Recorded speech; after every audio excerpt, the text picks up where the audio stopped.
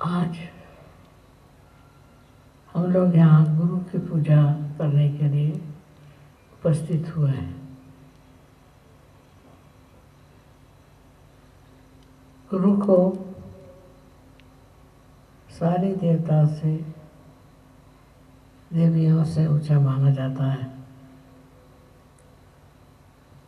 वास्तविक ये गुरु कौन है? इसमें सबसे ज़्यादा कौन सी शक्ति संचरित है?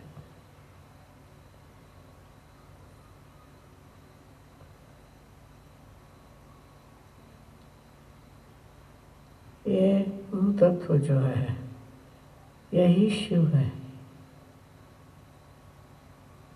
शिव स्वरूप जो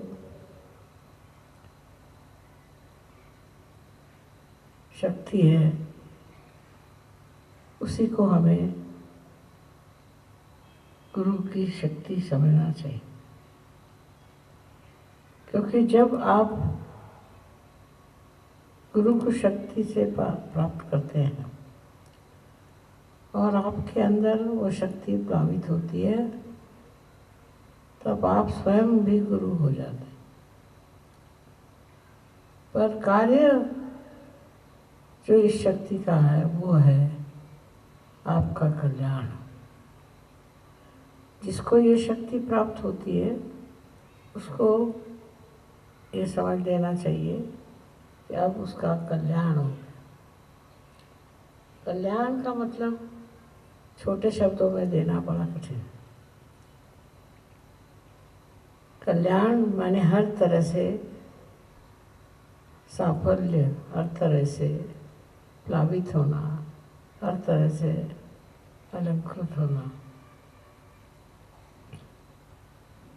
जब आशीर्वाद में कोई कहता है तुम्हारा कल्याण हो, तो क्या होना चाहिए?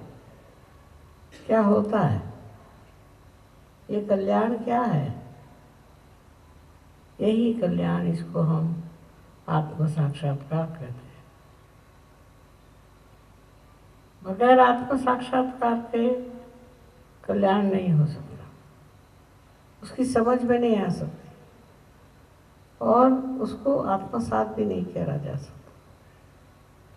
ये सब चीज़ें एक साथ कल्याणमय होती हैं और जिसकी वजह से मनुष्य अपने को अत्यंत सुखी, अत्यंत तेजस्वी समझता है। इस कल्याण मार्ग के लिए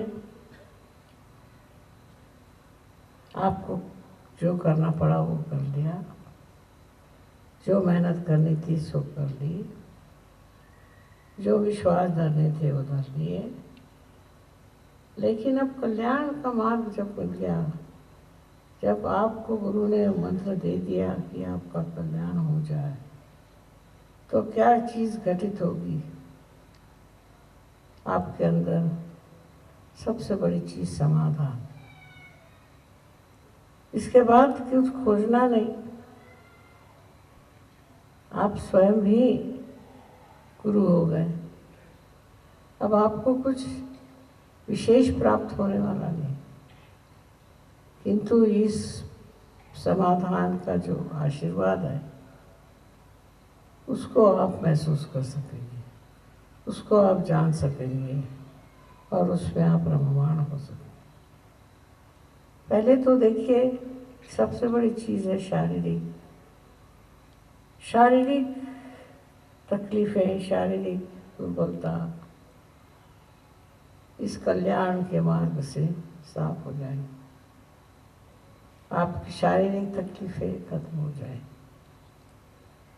ये नहीं हुई तो सोचना है कि अभी कल्याण नहीं हुआ। उसके बाद आपकी मानसिक दुर्बलताएं जो हैं वो भी कल्याण में सब खत्म हो जानी चाहिए। जो दुर्बलता आपके अंदर मानसिक है, जिसके कारण आप पूरी तरह से खिल नहीं पाते, वो शक्ति इसमें है और आप इसको जब प्राप्त करते हैं तो आपका वाकई कल्याण हो जाता है, माने आप पार हो जाते हैं। इसमें भी श्री महादेव ही सहायक है। जब आपकी कुंडलिनी छेदती है आपके सहस्त्रार को, सो वहाँ महादेव बैठे हुए हैं, इसीलिए उनको महादेव कहते हैं। देवों में देव महादेव होते हैं। इस कल्याण मार्ग में और बहुत सी उपलब्धियाँ हैं। उसमें से सबसे बड़ी तो उपलब्धि है शांति, मानसिक शांति, शारीरिक शांति, और सबसे बढ़कर सांसारिक शांति। संसार की अनेक उपाधियाँ हैं, अनेक तकलीफ़ें हैं, वो सब इसको पाकर, इस कल्याण को पाकर खत्म हो जाती है। उसका अस्तित्व ही नहीं रहता। ऐसे लोग आप देख सकते हैं दुनिया में होते हैं एकाध लोग, जो कि इस कल्याण की शक्ति को प्राप्त करके आराम से अपने स्थानापन्न हो करके और ध्यानस्थ हो जाते हैं। यही कल्याण है जिससे मनुष्य में पूरी तरह का संतुलन आ जाता है। और वो संतुलन पाने के लिए आपको सिर्फ गुरु शरण लेनी चाहिए।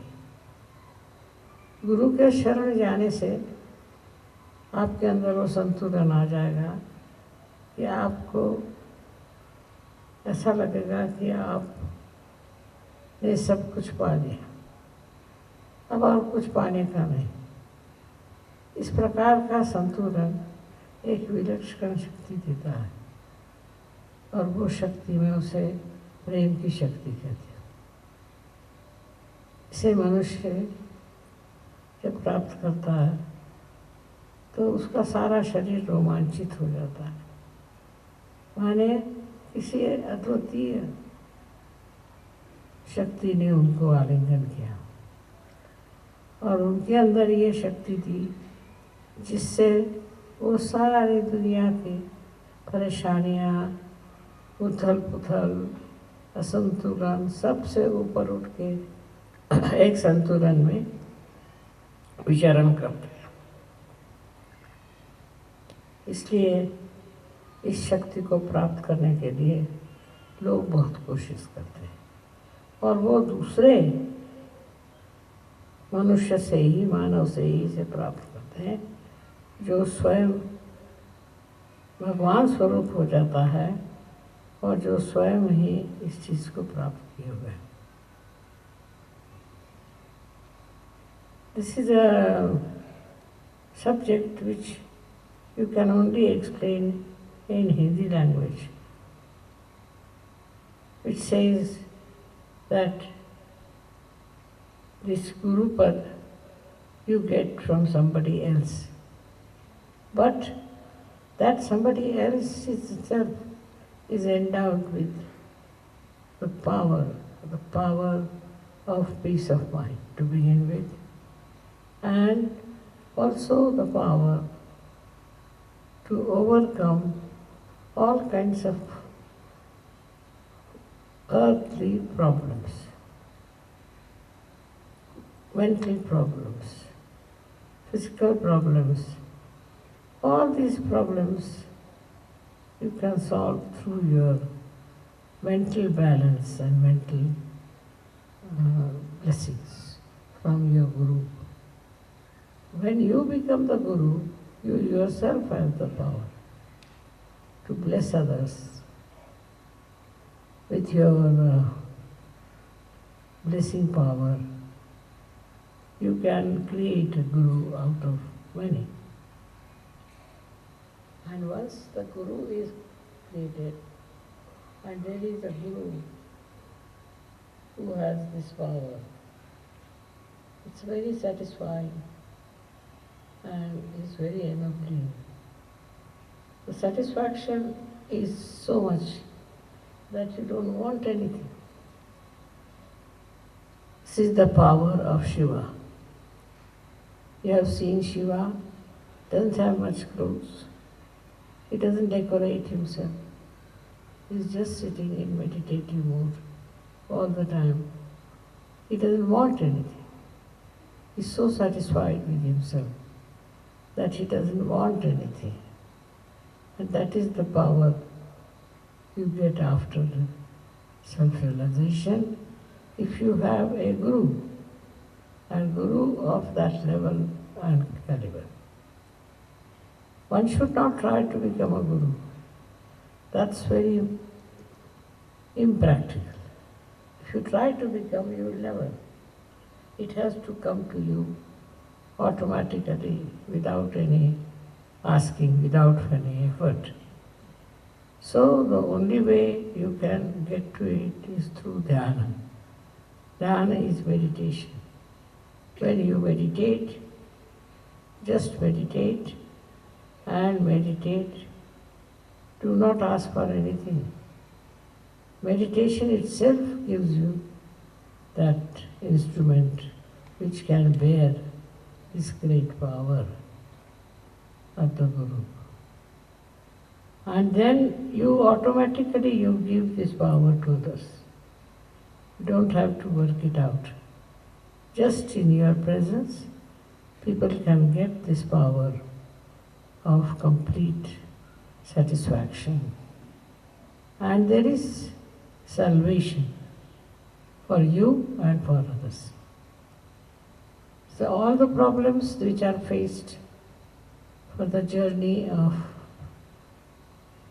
ascent are finished, and you are drenched in the bliss of heavenly peace and joy.